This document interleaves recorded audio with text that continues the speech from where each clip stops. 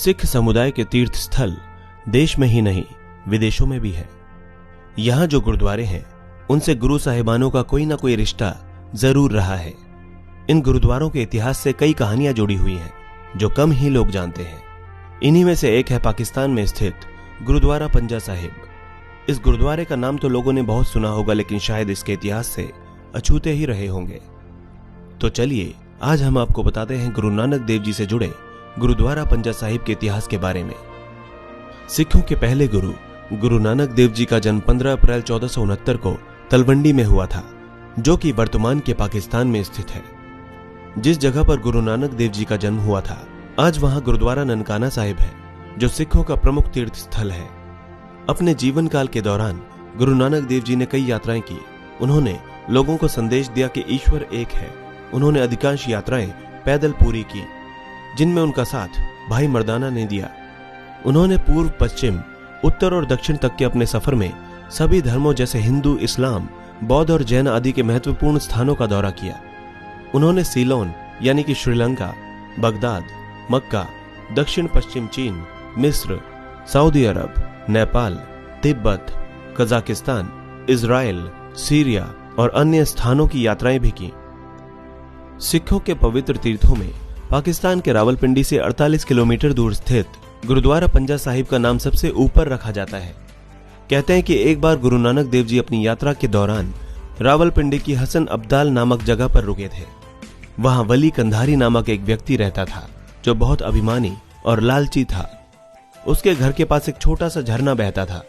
जो भी शख्स वहां पानी भरने आता, उससे वो पैसे लिया करता था। गुरु नानक देव जी के चेहरे पर चंद्रमा समान तेज था, और जब वे वहां पहुंचे तो उन्हें देख वहां लोग इकट्ठे हो गए। गुरु नानक देव जी ने लोगों से कहा कि ईश्वर एक है, हम सब उन्हें अलग अलग नामों से पुकारते हैं। गुरु जी की ऐसी ही शिक्षाओं से प्रभावित होकर बड़ी संख्या में लोग रोजाना उनके पास आने लगे, उनकी सेवा करने लगे। उनके शिष्यों में हिंदू और मुस्लिम दोनों शामिल थे। चूंकि वली कंधारी भी एक मुस्लिम धर्म गुरु था, सो उसे गुरु नानक देव जी की लोकप्रियता से जलन होने लगी। उसने लोगों को पानी देने से इनकार कर दिया और कहा, जाओ अपने गुरु नानक से पानी मांगो। ये बात सुनकर लोग परेशान हो गए, क्योंकि उस इलाके में वो झरना ही पानी का एकमात्र स्रोत था। लोग मिन्नतें करते रहे, पर उसने एक न सुनी। लोगों ने गुरु नानक देव जी के सामने अपना दर्द बयां किया। गुरु जी ने सभी से शांत रहने के लिए कहा और जल्द ही इसका समाधान निकालने का आश्वासन दिया।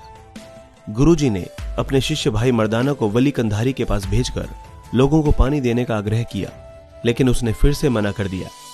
जब भाई मर्दाना पहाड़ी पर पहुंचे तो उन्होंने वली से पीने का पानी मांगा, लेकिन वली ने उनसे कहा कि पहले धन दो, वरना आपको पानी नहीं मिलेगा।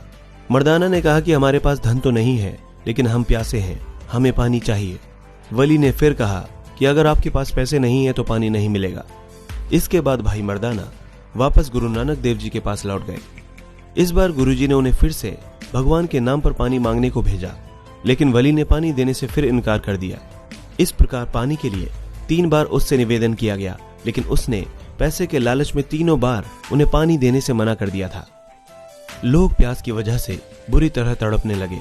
लोगों की दयनीय स्थिति देखते हुए गुरुजी ने जमीन पर अपनी छड़ी मारी, जिससे वहां एक छोटा सा छेद हो गया और तेज पानी की धारा फूट पड़ी। लोगों के चेहरे पर खुशी आ गई, लेकिन वली कंधारी ये देखकर आग बबूला हो गया। उसने गुरु नानक देव जी को मारने का प्रण कर लिया। एक दिन गुरुजी ध्यान में थे, तभी वली कंधारी ने पहाड़ के ऊपर से एक विशाल पत्थर को गुरु नानक देव जी पर फेंका।